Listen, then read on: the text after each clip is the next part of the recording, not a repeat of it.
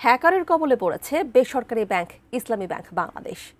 ব্যাংকটির official Facebook page hack করার পর page থেকে দেয়া হয়েছে হুমকি ও বিশেষ বার্তা। প্রশ্ন উঠছে, কেনই বা হ্যাকিংয়ের টার্গেটে পরিণত হলো এই আর্থিক প্রতিষ্ঠান? বিস্তারিত জানাচ্ছেন আরিফ হাসান।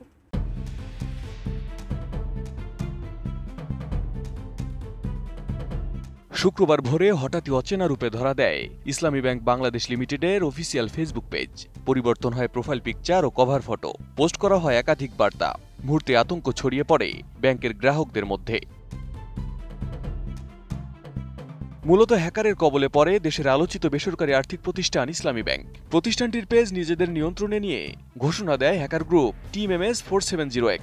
তারা জানায়, ব্যাংকের কর্তৃপক্ষের অন্যায় ও অনৈতিক আচরণে ক্ষুব্ধ হয়ে এই পদক্ষেপ নিয়েছে তারা। হ্যাকারদের ভাষ্যমতে হাজার হাজার কর্মীর ভবিষ্যৎ রক্ষার দাবিতে এই আক্রমণ চালানো হয়েছে।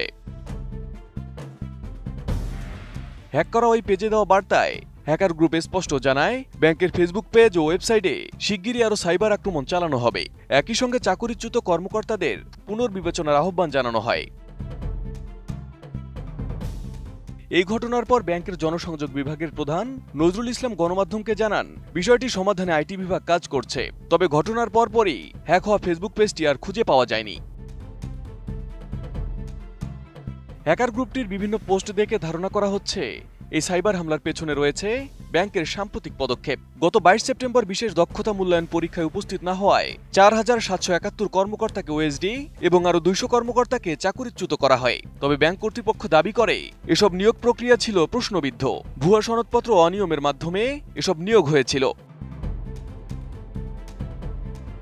বসুন্ধরা টিস্যু, অশুদ্ধতার বিরুদ্ধে এক বিন্দুও ছাড় নয়।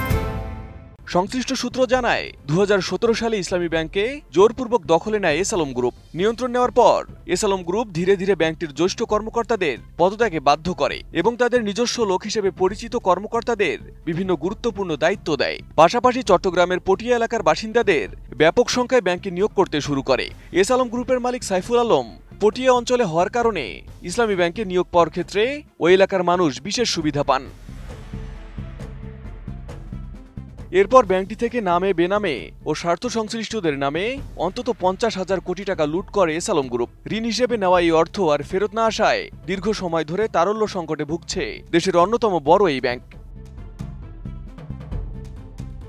এদিকে দেশের ক্ষমতার পালাবদল হলে আগের পরিচালনা পর্ষদ প্রতিষ্ঠানটির নিয়ন্ত্রণ নেয় এবং ওই সময়কার নিয়োগ প্রক্রিয়ার অনিয়ম তুলে ওই কর্মকর্তাদের চাকরিচ্যুত করে।